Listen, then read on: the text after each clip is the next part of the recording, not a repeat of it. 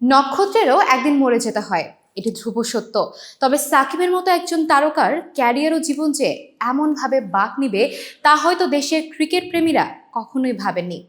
বেশ লম্বা সময় ধরে মাঠের বাইরেই রয়েছেন সাকিব আল হাসান, পার করছেন কেবলই দুঃসময়।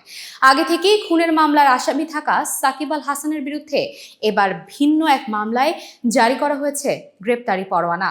চেক প্রতারণার মামলায় বাংলাদেশের সাবেক অধিনায়ক ও পতিত আওয়ামী লীগ সরকারের মাগুরা 1 আসনের সংসদ সদস্য সাকিব আল হাসানের বিরুদ্ধে গ্রেপ্তারি পরোয়ানা জারি করেছেন আদালত। রবিবার ঢাকার অ্যাডিশনাল চিফ মেট্রোপলিটন আদালত এই আদেশ দেন।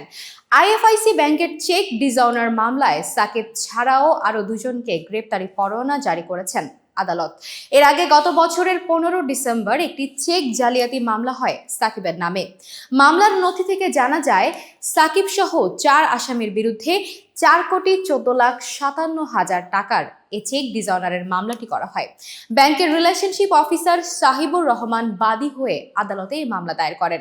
জানা গেছে, আইএফআইসি ব্যাংকের বনানী শাখা থেকে বিভিন্ন সময়ে ব্যবসায়িক উদ্দেশ্যে ঋণ নিয়েছে সাকিবের মালিকানাধীন অ্যাগ্রো ফার্মটি। বিপরীতে এই প্রতিষ্ঠানটি ব্যাংককে 2টি চেক ইস্যু করে।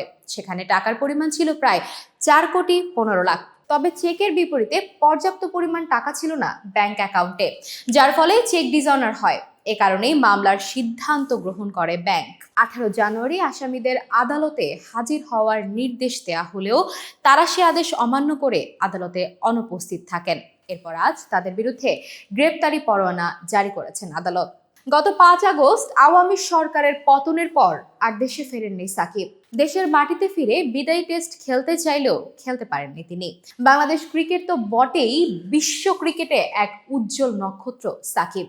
একসময় সাকিবের খেলা মানেই ভক্তদের কাছে ছিল উৎসবের আমেজ।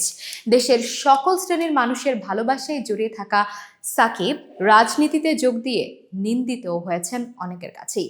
সর্বশেষ জাতীয় সংসদ নির্বাচনে আওয়ামী লীগ মনোনীত প্রার্থী হিসেবে মাগুরা 1 আসনের সংসদ সদস্য নির্বাচিত হন সাকিব। গত জুলাই আন্দোলনে নীরব ভূমিকার কারণে জনগণের আক্রোশে পড়ে যান তিনি। আন্দোলনে নীরব থাকায় ব্যাপক সমালোচনার মুখেও পড়তে হয়েছে তাকে। এরপর দেশের জনগণের কাছে সামাজিক যোগাযোগ মাধ্যমে নিজের অবস্থান নিয়ে ক্ষমা চেয়েছেন সাকিব। তবে দেশের মানুষ আন্দোলনে তাদের প্রিয় তারকার এমন ভূমিকা মেনে নিতে পারেননি। জাতীয় দলে ফেরার আগ্রহ থাকলেও আপাতত দেশে ফিরতে পারছেন না সাকিব। চ্যাম্পিয়ন্স ট্রফির দলেও নেওয়া হয়নি তাকে। তবে কি বলা যায়, ক্যারিয়ারের শেষ সময় এসে পৌঁছেছেন দেশের এই জনপ্রিয় ক্রিকেটার?